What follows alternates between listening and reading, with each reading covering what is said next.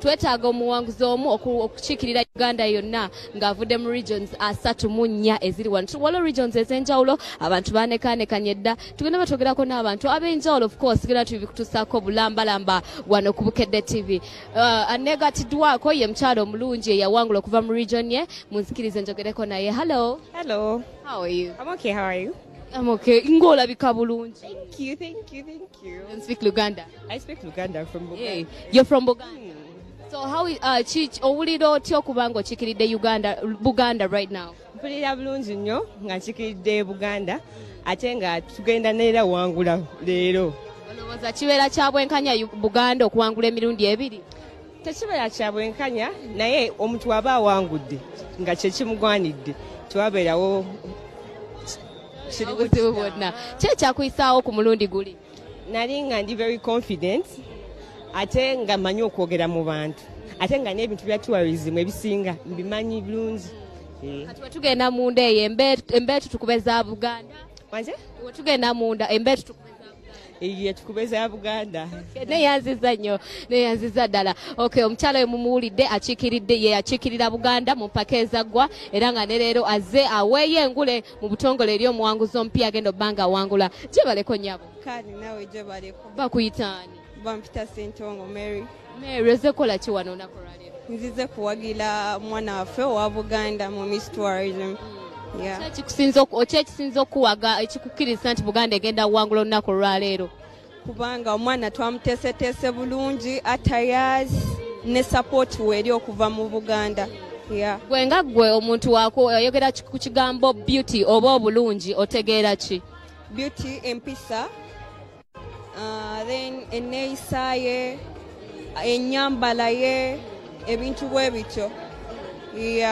Tweyanza nnyo tweyanzeege. Okay, hello. You look so good. Thank you so much. Ugamba otya? Tawali. Should I say I'm a Karamajong, so oh my God. So you don't know Luganda at all? I know a bit. Katugezeeko Luganda kuba tuli live ku Bukedde TV. Kyekikulesa wano olunaku olwaleero? I'm the host of tonight. Me and a guy called Levi. We're hosting Miss Tourism. Well, here we have all the beautiful ladies that will be contesting to be the ambassador of tourism of Uganda. Well, how different do you think these pageants are going to be tonight? Well, I feel like these ladies are very well equipped because we toured all over Uganda, all the 12 regions, to choose the best of the best. So by the time we choose the best out of the 34 girls tonight, that means we have really picked a real ambassador of Uganda that can celebrate Uganda and show the entire world what Uganda is made of. Okay, so at 360 of your beautiful dress, you're no mukubakyala bakyasinza okunekaanekana ekiro ky'olwaleero. I was dressed by Mickey Design, so you can check him out on his social. Thank you so much. Thank you so much. Tukyagendera ddala mu maaso n'empaka za Miss Tourism nga wenna bagambye tusinzidde ku Serena Hotel olunaku olwaleero. Era kati neeyongera okwogerako n'abantu ab'enjawulo. Gyebaleko nnyabo. Kale nawe gyebale. Kikulese mu mpaka zino olunaku olwaleero? Yeah, I love tourism. Yeah, I love our country. So this is so nice. Yeah. Gwe tourism understanding otya? Tourism bya bulambuzi, and these people are going to represent us everywhere. Yeah. Owagira region ki olunaku olwaleero? Yeah. I'm supporting everyone. Okay, see you in there. Thank you so much, beautiful lady. Katwesangeyo mundeyo. Okay, let me get another. Hello. Hi. How are you? I'm good. Mugamba otya? I don't speak Luganda. Bannange tufunye obuzibu bw'abantu obutogera Luganda naye nga tukatugezeeko mu lufuutifuuti. What does this really mean on your head? It's a royal sign. It's majorly done when you're dancing bola. So it's majorly done by the Acholi people. So you're from Acholi and you're supporting Acholi? Yes, I am. Let's go scream. Let's go scream for the Acholi to win this time round again. Yeah. Okay, thank you so much for coming. Okay, bannange. Ebintu bitabukidde ddala. Kanfuna omuntu asembayo gwe mba njogere naye omwami ekyo ky'olwaleero atuwe. Hello. How are you? Tuli live ku Bukedde TV ndowooza olulimi olutegeera. Nditegeera. Gamba otya? Ndi steady. Ki ekikulese wano olunaku olwaleero? MC. Olunaku olwaleero. Gwe nga MC weeteeseteese otya mu mpaka zino? Nze nga MC ndi muwagizi nnyo owa talent za Uganda. And that is why ndi wano okuwagira talents eza Uganda ate ndi wano okurepresenting Uganda. Yes. Okkirizibwa okubeera ne region jo supporting oba gwe ogugwo gwa kukola. Mazima nze ndi munyankole naye sikkirizibwa.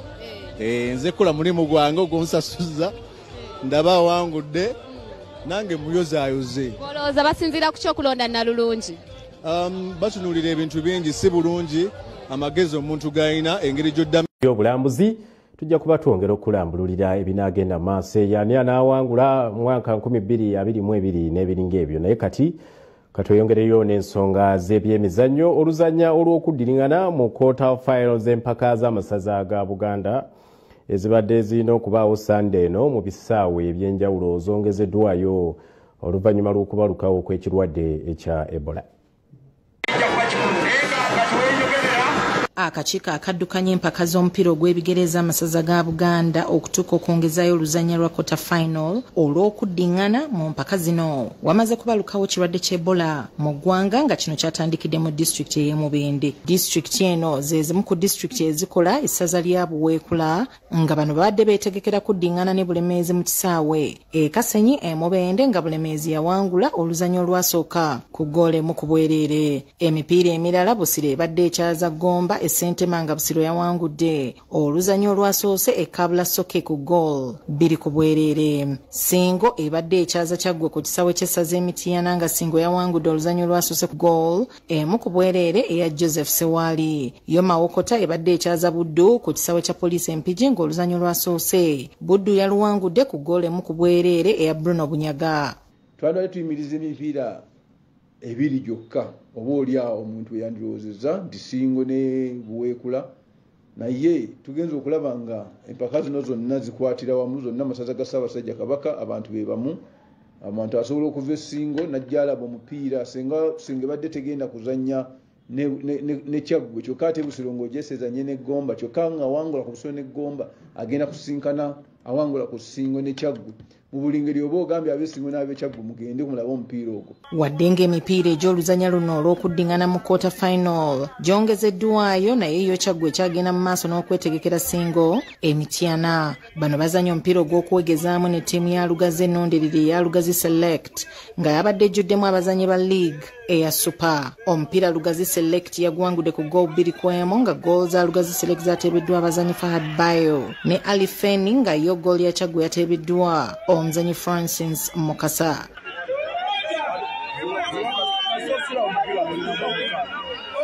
Tulina essuubi twetegese bulungi nnyo ogenda Singo okugyayo omupiira guno. Tewali nsonga esobola kugaana mu mupiira ebintu byonna bisoboka. Bolo gye yatukubeemu nga tuli wane nagisunga tulina essuubi tusobola okugugyayo Singo. Buddu be balina ekikopo ky'omwaka oguwedde wabula nga Gomba be bakyasinze okukiwangula emirundi emingi nga giri 5.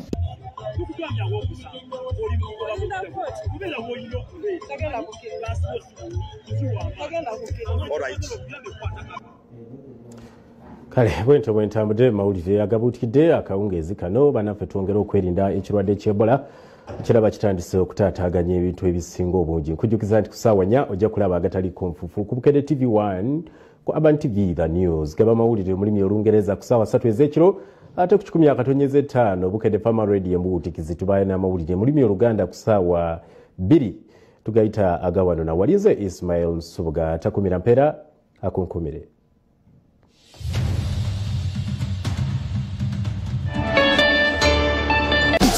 To believe.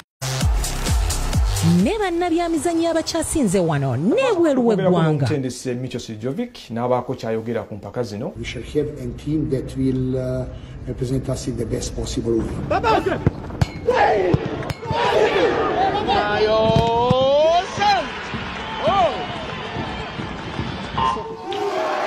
Ryan. Boldem. Ronaldo. Most appearances.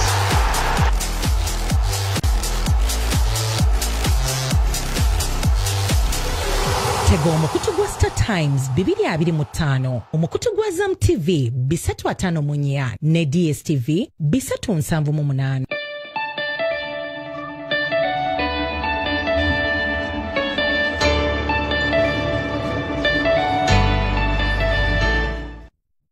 Swingiri gakutusibwako.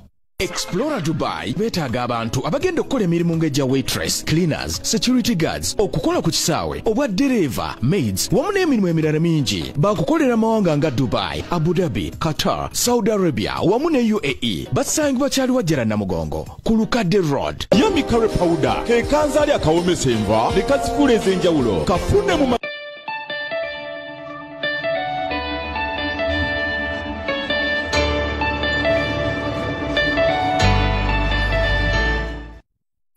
nnyo nate olunaku olwaleero ku Bukere TV mu programu yaffe Buuza Omusawo mwe tutunuulira ensonga ez'enjawulo ezikwatagana ku bulamu bwaffe butya bwe tuyinza okuba nga tubutambuza ate ne buba nga butambulira ddala bulungi nnyo. Sabbiiti ziri ezikubiddwa amabega tubadde tutunuulira endwadde ez'enjawulo naye ku mulundi guno olunaku olwaleero infact tubadde tulina okuba nga tuddamu ebibuuzo byammwe biri bye mwabuuza Dr. Kiyaga Charles naye olw'embeera eno eyaguddewo sabbiiti eno gye tukomekereza nti minisitule y'ebyobulamu yavuddeyo nerangirira nga Uganda ate obulwadde obwa Ebola bwe bwabaluseewo. Tusazeewo puroguramu y'olunaku olwaleero tube nga tutunuulira obulwadde buno obwa Ebola. Tuyinza kuba nga tubutangira tutya, tuyinza kuba nga tubulwanyisa tutya, bwavaawa, embeera esobola okulabika nti etambula bulungi. Kale olunaku olwaleero tuli n'omukugu waffe ono nno w'amaanyi nnyo naddala mu nsonga ez'okunoonyereza. Tuli ne Professor Ponsiano Kalebu okuva wano ku Uganda Virus Research Institute. Uganda Virus Research Institute ekitongole ekyo kyateekebwawo okulabika nti kinoonyereza ku buwuka obw'enjawulo obwo obulumbagana Uganda ate boolyawo ne babukola nako.